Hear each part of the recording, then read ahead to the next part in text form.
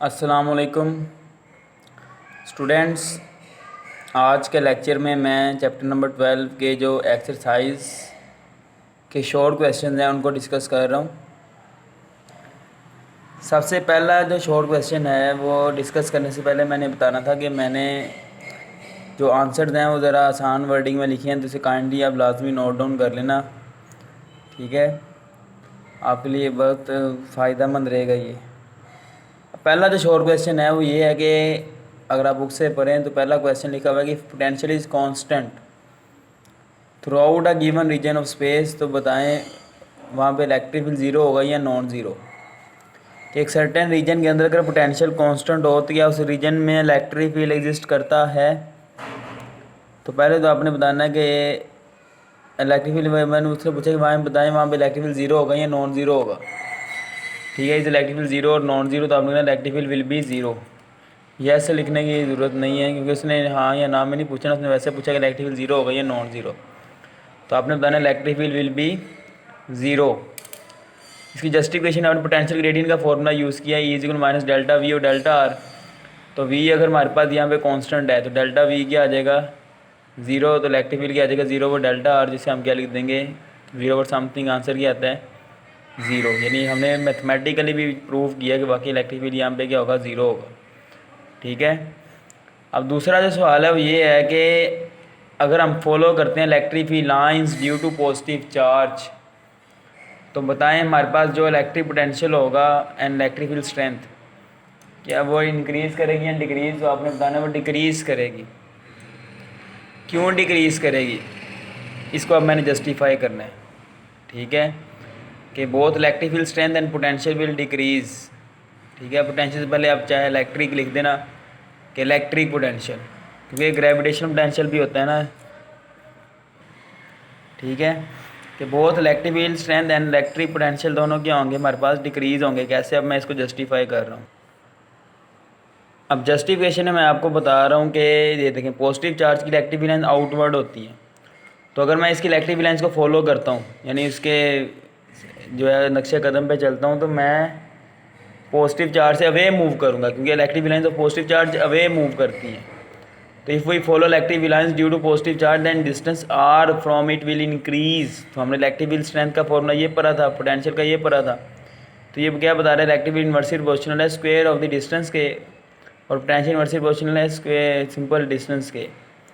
तो देखें as electric field strength varies inversely with R square and potential varies inversely with R, so electric field and electric potential दोनों फिर क्या होंगे decrease होंगे, क्योंकि पॉजिटिव चार्ज के केस में हमारे पास आर क्या कर रहा होता है इंक्रीज़ कर रहा होता है। इससे पहले भी आप इलेक्ट्रिक लिख देना, ठीक है। तो इलेक्ट्रिक फील्ड लाइंस जो होती हैं हमारे पास, तो आपको पता होना चाहिए कि हम जब पोटेंशियल पॉजिटिव चार्ज की बात करते हैं तो इलेक्ट्रिक पोटेंशियल भी डिक्रीज़ करता है, इलेक्ट्रिक फील्ड भी क्या करती है हमारे पास डिक्रीज़ करती है, ठीक है।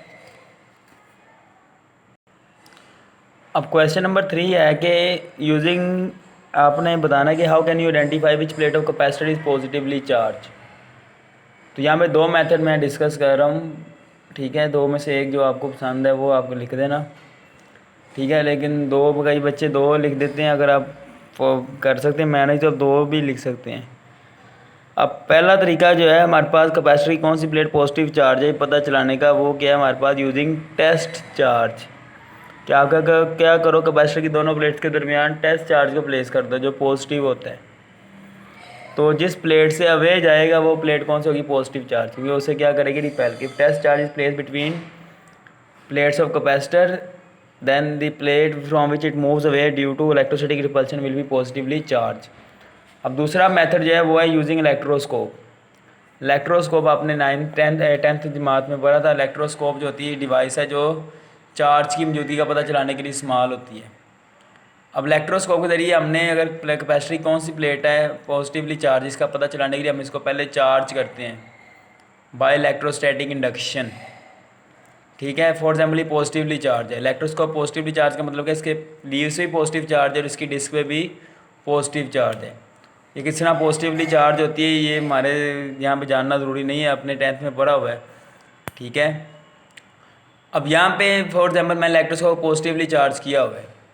अब मैं अगर इसके पास क्या करता हूँ पॉजिटिव चार्ज प्लेट लेके आऊँगा ना, तो डिस्क के पॉजिटिव चार्ज को रिपेल करेगी, तो मैक्सिमम पॉजिटिव चार्ज किधर आ जाएंगे, लीव्स पे। तो डाइवर्जेंस क्या कर जाएगी, इंक्रीज। कि if we bring plate of capacitor near disc of positively charge electroscope then repulsion between leaves will increase so that they diverge. In this way हम क्या कहेंगे, पॉजिटिव प्लेट ऑफ कैपेसिटर को हम identify करते हैं। अगर मैं नेगेटिव प्लेट को लेके आता तो उसने तो लीव्स वाले पॉजिटिव चार्ज को अपनी तरफ बुला लेना था, तो डाइवर्जेंस कम हो जानी थी, यानी उसने कन्वर्ज कर जाना था। ठीक है, तो आपको ये पता होना चाहिए कि हमारे पास इलेक्ट्रोस्कोप की मदद से भी हम positively charge plate of capacitor का पता चला सकते हैं। अगर मैं इलेक्ट्रोस्कोप को नेगेटिवली चार्ज किया होता तो फिर पॉजिटिव प्लेट लेके जाने पे डाइवर्जेंस कम होनी थी और नेगेटिव पे डाइवर्जेंस बढ़नी थी। ठीक है, अब क्वेश्चन नंबर 4 है हमारे पास के उसके दो पार्ट्स हैं। पहले पार्ट में कह रहा है कि अगर हम एक टेस्ट चार्ज को प्लेस करते हैं between two similar and equal charges, तो बताएं इस पर क्या फोर्स होगी। और अगर हम two similar but opposite charge के दरमियान प्लेस करते हैं तो फिर क्या फोर्स होगी, ये बताना हमने। तो पहले केस में जब हमारे पास दोनों सिमिलर और इक्वल चार्ज हैं, तो इस केस में दोनों चार्ज उससे क्या करेंगे, रिपेल करेंगे। ये वाली पॉजिटिव प्लेट भी इसको रिपेल करेगी। इसकी फर्स्ट के ये जो फोर्स लगा रही है F2 है वो राइट साइड पे होगी, ये इस पर फोर्स लगा रही है F1 वो लेफ्ट साइड पे होगी। तो इन दैट केस हमारे पास force by both plates will be equal but opposite, so they will cancel out कर देंगे। तो हमारे पास नेट फोर्स क्या हो जाएगी, इन दैट केस फोर्स क्या हो जाएगी, ज़ीरो। ठीक है, क्योंकि माइनस करेंगे हम, दोनों को ऐड नहीं करेंगे कि एक अपोजिट है तो माइनस करेंगे हम जब नेट फोर्स निकालेंगे। अब दूसरे केस में जब दोनों इक्वल चार्ज है लेकिन साइन ऑपोजिट है, तो हमारे पास फिर दोनों चार्जेस की फोर्स, जो दोनों प्लेट्स की जो फोर्स चार्ज पे अमल करेगी वो एक ही सिमत में होगी, पैरेलल फोर्स अमल करेंगी। तो दोनों सिंपल ऐड अप हो जाएंगे, तो नेट फोर्स जो होगी वो किसके बराबर होगी, सम के बराबर होगी, जो पॉजिटिव प्लेट से नेगेटिव प्लेट की जानिब होगी। ठीक है, अब आखिरी जो सवाल है वो मैं डिस्कस कर रहा हूँ, आखिरी सवाल जो आज के लेक्चर का है। ठीक है, वैसे भी 9 सवाल हैं, 5 मैं अब डिस्कस कर रहा हूँ। मैंने इसलिए 5 करवाए ताकि आप नोट डाउन करना आपके लिए आसान हो ईजीली। ठीक है, तो 5वां सवाल ये है जो अक्सर बोर्ड में आता भी है, आप चाहो तो इसका आंसर बुक से भी कर सकते हो। इलेक्ट्रिक लाइंस की आखिरी प्रॉपर्टी इसका आंसर है। ठीक है, सवाल ये है कि electric lines never cross each other, why reason. तो इलेक्ट्रिक लाइन इसलिए क्रॉस नहीं करती क्योंकि इलेक्ट्रिक लाइन जो होती हैं वो डायरेक्शन और एंड स्ट्रेंथ को शो करती हैं of electric field, strength of, sorry इधर स्ट्रेंथ नहीं आना, कि इलेक्ट्रिक लाइन शो करती हैं हमारे पास strength and direction of electric field. अब if electric line cross each other then electric field strength will have more than one direction at one point, क्योंकि इलेक्ट्रिक फील्ड लाइंस जो है ना वो इलेक्ट्रिक फील्ड स्ट्रेंथ की ambassador है, उसको represent कर रही हैं। और इलेक्ट्रिक फील्ड स्ट्रेंथ आपको पता है वेक्टर क्वांटिटी है, तो अगर इलेक्ट्रिक फील्ड अगर एक पॉइंट पे क्रॉस कर जाएंगी इसका मतलब कि वहाँ पे इलेक्ट्रिक फील्ड स्ट्रेंथ की दो डायरेक्शन है, और ऐसा नामुमकिन है क्योंकि वेक्टर की एक पर्टिकुलर पॉइंट पे एक ही डायरेक्शन होती है। तो यही मैंने आपको बताया हुआ है कि if electric field line cross each other then electric field strength will have more than one direction at one point, it is not possible because electric field strength is vector quantity. ठीक है, अगर वो cross कर भी जाए तो वो head to tail rule add होकर नेट इफेक्ट प्रोड्यूस करती हैं, और किसी भी पॉइंट पे जो इलेक्ट्रिक फील्ड की डायरेक्शन होगी वो अलोंग दी टेंजेंट होती है। हमारे पास जो कर्व इलेक्ट्रिक फील्ड लाइन बन रही है ना, ये कंबाइंड इफेक्ट है। ठीक है, बाकी मैंने कहना था कि कुछ बच्चे अब with the passage of time non serious हो गए हैं, वो पहले इन पास्ट वो टाइम जमा करवाते हैं असाइनमेंट। कुछ बच्चों ने अपनी रीज़न डिस्कस किया, लेकिन कुछ तो ये भी नहीं पसंद करते कि अपनी रीज़न भी जस्टिफाई कर सकें। जिन लोगों के पास बुक्स नहीं है काइंडली वो जितना मैं लेक्चर में बताता हूँ उतना ही नोट डाउन करके सेंड कर दें, ताकि हमें आइडिया तो हो कि वो हमारे बात फॉलो कर रहे हैं।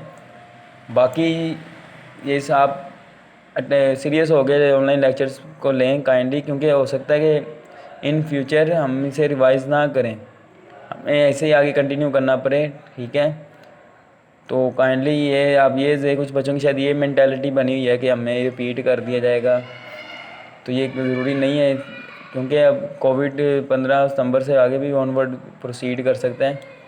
अगर 15 सितंबर को भी ओपन हो सकता है तो होता है, तो हम आगे हो सकता है इधर यहीं से आगे स्टार्ट करें। ठीक है, तो काइंडली बी सीरियस, अपना ख्याल रखें। फ़ी अमान अल्लाह, अल्लाह हाफिज़, अस्सलाम वालेकुम।